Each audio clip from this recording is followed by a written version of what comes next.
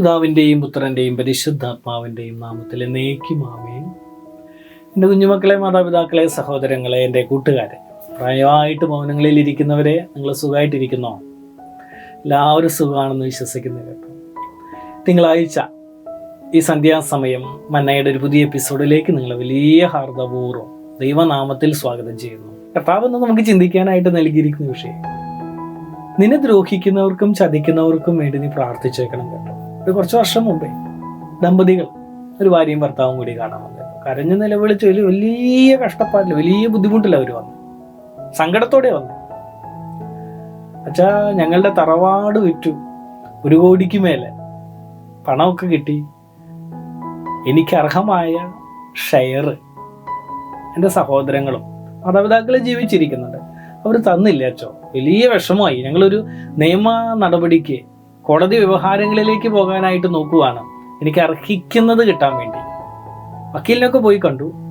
അച്ഛനോട് ഒന്ന് പ്രാർത്ഥിച്ചിട്ട് ഇതിലേക്ക് ഇറങ്ങാം, കേസ് ഫയൽ ചെയ്യാം എന്നാ വിചാരിക്കുന്നത് എന്ന് പറഞ്ഞാണ് ഇവർ വന്നത്. ഒരു വൈദികൻ എന്നുള്ള രീതിയിൽ കോടതി വ്യവഹാരങ്ങളും കേസുകളൊക്കെ എപ്പോഴും ഇഷ്ടപ്പെടാതിരിക്കാനും അല്ലെങ്കിൽ അത് ശരിയല്ലെന്നുമുള്ള ഒരു ബോധ്യം നമുക്കുണ്ടാവണം കേട്ടോ. ഞാൻ പറഞ്ഞു, നിങ്ങൾക്ക് എത്ര രൂപ കിട്ടണം, അല്ലെങ്കിൽ എന്താണ് നിങ്ങൾക്ക് കിട്ടേണ്ട ഷെയർ? പക്ഷെ 10 ലക്ഷത്തിനടുത്തൊക്കെ കിട്ടണം അച്ഛാ. എൻ്റെ അവരോട് ഒരു കാര്യം പറഞ്ഞു, അച്ഛൻ ഒന്ന് പ്രാർത്ഥിക്കാം.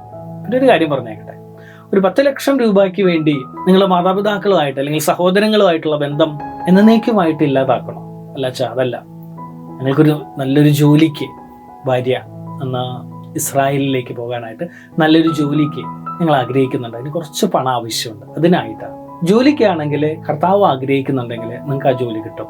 ഈ പണത്തിന് വേണ്ടി ഈ സഹോദരങ്ങളുമായിട്ട്, അതിൽ കൂടുതൽ നമ്മളെ ഈ ഭൂമിയിലേക്ക് കർത്താവിൻ്റെ വലിയ അനുഗ്രഹത്തോടെ ആശീർവാദത്തോടെ തിരഞ്ഞെടുത്ത ആ പിറന്ന ഉദരത്തിനെതിരെ, മാതാപിതാക്കൾക്കെതിരെ കോടതി വ്യവഹാരങ്ങളിലേക്കൊന്നും പോകണ്ടെന്നേ. ഇത് കേട്ടുകൊണ്ടിരിക്കുന്ന പ്രിയ സഹോദരങ്ങളെ ശ്രദ്ധിച്ചേക്കണം. സ്വത്തിൻ്റെ പേരിൽ, സമ്പത്തിൻ്റെ പേരിൽ, ഒരു ഇച്ചിരി സ്ഥലത്തിന്റെ പേരില് നിങ്ങളുടെ മാതാപിതാക്കളുമായിട്ട് അല്ലെങ്കിൽ നിങ്ങളുടെ സഹോദരങ്ങളുമായിട്ട് പിണങ്ങി ജീവിക്കുന്നവര്, കോടതി വ്യവഹാരങ്ങളിലൂടെ കടന്നു പോകുന്ന മക്കളുണ്ടെങ്കിൽ നിർത്തിയേക്കണം കേട്ടോ. നല്ലതല്ലെന്നേ. ഒരു ഇച്ചിരി സ്ഥലത്തിനു വേണ്ടി, പണത്തിനു വേണ്ടി തമ്മിലടിക്കുന്നതും പിണങ്ങി നടക്കുന്നതും കർത്താവ് ആഗ്രഹിക്കുന്ന ഒന്നുമല്ല. ഇത് തന്നെ ഇവരോടും പറഞ്ഞ്, ഈ ദമ്പതികളോടും ഇത് തന്നെ പറഞ്ഞ്. എന്തുകൊണ്ടാണെന്ന് അറിയില്ല, തമ്പുരാന്റെ ഇടപെടലുണ്ടായി കാണണം. ശരി, കോടതി വ്യവഹാരമൊന്നും പോകണ്ട എന്ന് പറഞ്ഞു. ഒരു 2-3 ദിവസം മുൻപ് ഈ ദമ്പതികളുടെ ഭർത്താവ് വിളിച്ചിട്ട് എന്ന് വെച്ചാൽ, ഞങ്ങളൊരു 20,000 രൂപയോളം ഞങ്ങളുടെ അമ്മയ്ക്ക് അസുഖം വന്നപ്പോൾ ഞങ്ങൾക്ക് ഈ കഴിഞ്ഞ ദിവസങ്ങളിൽ ഞങ്ങൾ കൊടുത്തു. അപ്പോൾ എനിക്ക് പെട്ടെന്ന് എൻ്റെ ഓർമ്മയിൽ നിന്ന് പോയിരുന്നു, എന്തിനാ 20,000 കൊടുത്ത് ഒന്നും എനിക്കറിയില്ല. പെട്ടെന്ന് എന്തിനാ എന്നൊക്കെ ചോദിച്ചപ്പോഴാണ് കണ്ടുവന്ന ദമ്പതികളാണെന്നും അവരാഗ്രഹിച്ച ജോലി ആ പ്രത്യേക സ്ഥലത്ത് ലഭിച്ചെന്നും അവർ പ്രതീക്ഷിച്ചതിലും ശമ്പളം ലഭിച്ചു. അന്നൊരു പക്ഷേ ആ 10 ലക്ഷം അല്ലെങ്കിൽ പണത്തിനു വേണ്ടി ഒരുപക്ഷെ കോടതി വ്യവഹാരങ്ങളിലേക്ക് പോയി എങ്ങനെയെങ്കിലും പണമൊക്കെ ലഭിച്ചിരുന്നെങ്കിൽ അവർ ആ പണവുമായിട്ട് അല്ലെങ്കിൽ ആ മേഖലയിൽ ഒതുങ്ങിക്കൂടുകയും അല്ലെങ്കിൽ പുതിയ ജോലി അന്വേഷിക്കാതിരിക്കുകയും ചെയ്യുമായിരുന്നു. പക്ഷെ അന്ന് പണം കിട്ടാത്തത് കൊണ്ടാണ് ഇങ്ങനൊരു അനുഗ്രഹം അല്ലെങ്കിൽ ഇങ്ങനെ ഒരു വഴി തുറന്നത് എന്നൊക്കെ പറഞ്ഞ് കുറേ നേരം പുള്ളി ഇങ്ങനെ സംസാരിച്ചുകൊണ്ടിരുന്നത് കേട്ടോ. ചില കാര്യങ്ങളൊക്കെ തമ്പുരാൻ നമ്മുടെ മുമ്പിൽ ഇട്ട് തരും കേട്ടോ. നിന്റെ ശത്രുക്കളെ, നിന്നെ ചതിക്കുന്നവരെ, നിന്നെ പിന്നിൽ നിന്ന് കുത്തുന്നവരെ, നിനക്കെതിരെ ദൂഷണം പറയുന്നവരെ,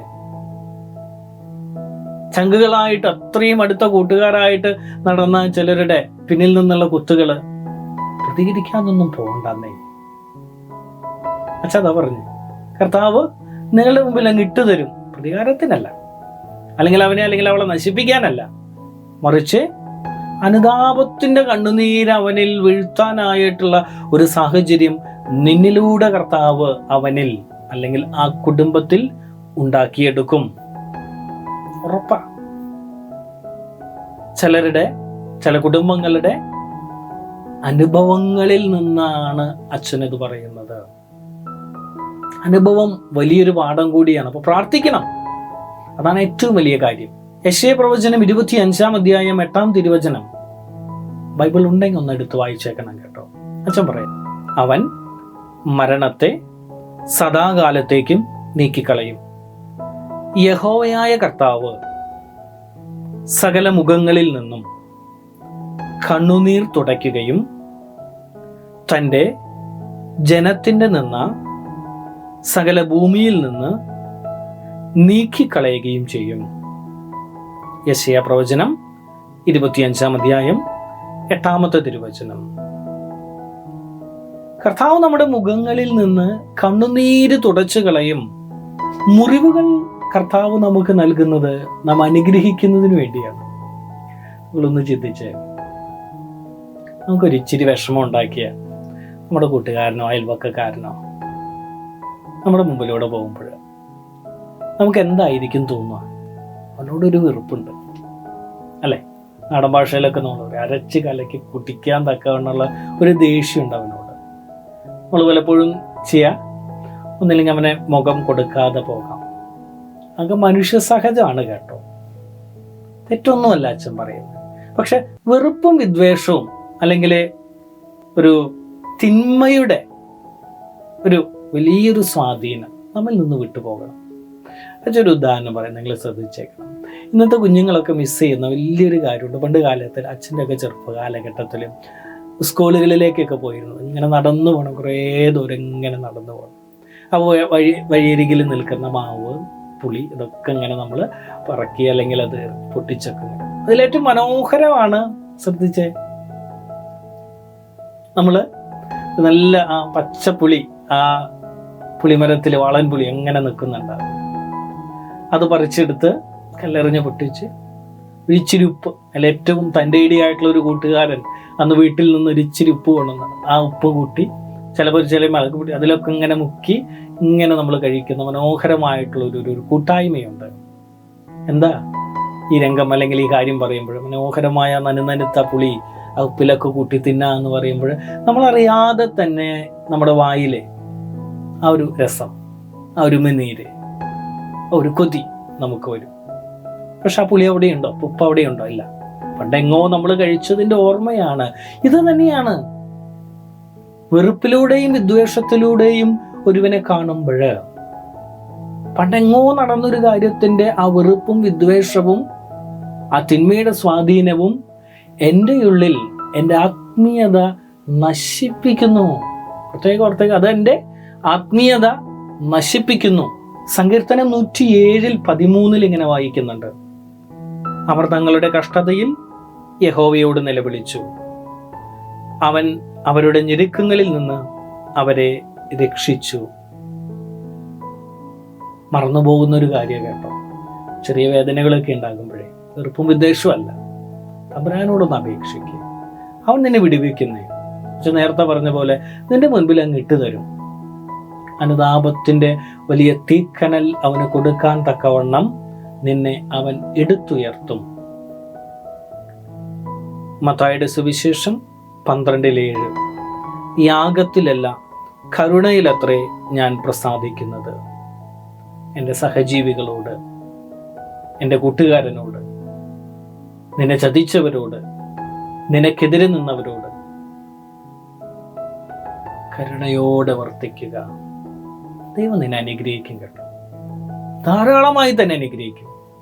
അതല്ല വെറുപ്പിൻ്റെ, വിദ്വേഷത്തിൻ്റെ, പകവീട്ടലിൻ്റെ, അഹങ്കാരത്തിൻ്റെ മേഖലയിലൂടെയാണ് നീ കടന്നു പോകുന്നതെങ്കിൽ അവനേക്കാൾ മുൻപേ വീഴുന്നത് നീയായിരിക്കും. അച്ഛൻ ആദ്യം പറഞ്ഞ ഒരു സംഭവം ഉണ്ടല്ലോ, ഒരുപക്ഷെ ദമ്പതികൾ കോടതി വ്യവഹാരങ്ങളിലേക്കൊക്കെ കടന്നു പോയിരുന്നെങ്കിൽ, വഴക്കിന് പോയിരുന്നെങ്കിൽ അവർക്ക് ഉയർച്ച ഉണ്ടാവുമായിരുന്നില്ല. ഇന്നും ഒരുപക്ഷെ ആ കേസ് നടന്ന് വക്കീലന്മാർക്ക് പണം കൊടുത്ത് ഒരു ഉയർച്ചയില്ലാതെ ആ കുടുംബം പോകുമായിരുന്നു. പക്ഷെ അന്നൊരിച്ചിരി സഹിക്കാൻ, ഒരിച്ചിരി വിഷമം ഉണ്ടെങ്കിലും ഒന്ന് ക്ഷമിക്കാൻ, ഒന്ന് വിട്ടുകൊടുക്കാൻ ഒരു മനസ്സ് കാണിച്ചത് കൊണ്ടാണ് വർഷങ്ങൾക്ക് ശേഷം അതേ കുടുംബത്തിന് തങ്ങളെ അവഗണിച്ച, തങ്ങൾക്ക് പണം നിഷേധിച്ച അതേ കുടുംബത്തിന് പണം അല്ലെങ്കിൽ സഹായം അങ്ങോട്ട് നൽകാൻ തക്കവണ്ണം ദൈവം ഇവരെ എടുത്തുയർത്തിയത്. ഒന്നുകൂടി പറഞ്ഞേക്കുവാണ്, നാം ഉപദ്രവിക്കുന്നവരെ, ചതിക്കുന്നവരെ, പിന്നിൽ നിന്ന് കുത്തുന്നവരെ പ്രാർത്ഥിച്ചേക്കണം. അവർക്കെതിരെ ദൂഷണം പറയാനോ വമ്പു പറയാനോ ഒന്നിനും പോകേണ്ട, നിശബ്ദമായിരിക്കുക. ദൈവം നിങ്ങളെ സമൃദ്ധമായിട്ട് അനുഗ്രഹിക്കും. ഒരാഴ്ച മനോഹരമാകട്ടെ കേട്ടോ. പ്രത്യേകിച്ച് ഒരാഴ്ചയ്ക്ക് ഒരു ചെറിയൊരു ടാസ്ക് തരാ അച്ഛൻ. നിങ്ങളുടെ പ്രാർത്ഥനയിൽ, വ്യക്തിപരമായ പ്രാർത്ഥനയിൽ പ്രത്യേകം ഓർക്കുക, കർത്താവേ, ആരെവിടെയെങ്കിലും എനിക്ക് വിരോധം ഉണ്ടെങ്കിൽ, എനിക്ക് വെറുപ്പുണ്ടെങ്കിൽ ആരെങ്കിലും കണ്ടാൽ ഞാൻ തലതിരിച്ച് പോകുന്നുണ്ടെങ്കിൽ അച്ഛൻ പറയുന്നൊന്നുമില്ല അവരുടെ നാളെ പോയി മിണ്ടണമെന്നോ അല്ലെങ്കിൽ അവരുമായിട്ട് അതൊന്നുമല്ല അച്ഛൻ. അവർക്ക് വേണ്ടി ഒന്ന് പ്രാർത്ഥിച്ചേക്ക് നിശബ്ദമായിട്ട്. എൻ്റെ വ്യക്തിപരമായ പ്രാർത്ഥനയിൽ ഞാൻ സംബന്ധിക്കുന്ന ആരാധനകളിലും വിശുദ്ധ കുർബാനകളിലും ഇവരെ കൂടി സമർപ്പിച്ച് പ്രാർത്ഥിക്കാനുള്ള ഒരു ഹൃദയ വിശാലത കർത്താവെ ഞങ്ങൾക്ക് നൽകണമേ, ഞങ്ങളെ അനുഗ്രഹിക്കണമേ നാഥ. ദൈവം നമ്മേവരെയും അനുഗ്രഹിക്കട്ടെ. ആമേൻ.